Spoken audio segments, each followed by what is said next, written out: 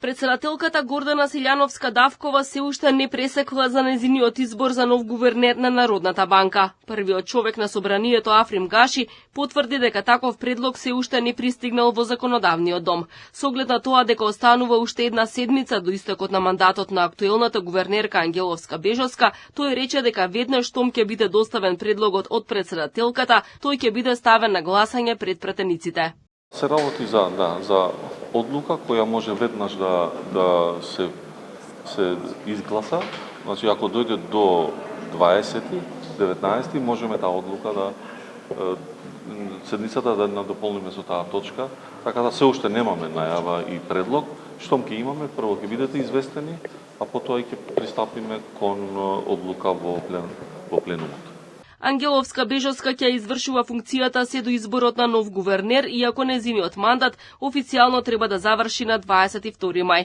Мандатот на член на Советот кој е избран во периодот пред истекот на мандатот на постоечки член на Советот започнува по истекот на мандатот на постоечкиот член на Советот. Член на Советот на кој му истекол мандатот до именување на нов член ги има истите овластувања и ги извршува истите задачи утврдени со закон.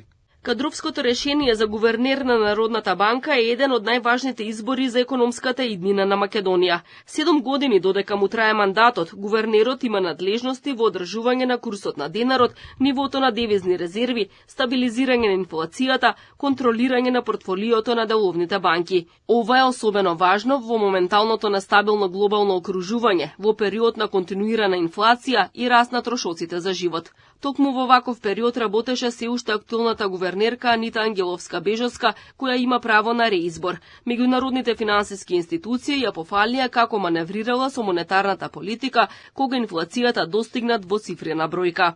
Инфлацијата беше сведена на ниско едноцифрено ниво. Девизните резерви беа зголемени за околу 40% во однос на предпадне ниското ниво, а стабилноста на банкарскиот систем зајакната со постигната највисока адекватноста на капиталот во изминативе 2 децении. Меѓу најсериозните кандидати за прв човек на Народната банка во јавноста се спомнуваат поранешните министри за финансии Зоран Ставрески и Трајко Славески, како и поранешната вице-гувернерка на Народната банка Маја Кадиевска-Војновиќ, но и актуелната гувернерка Ангеловска-Бежовска.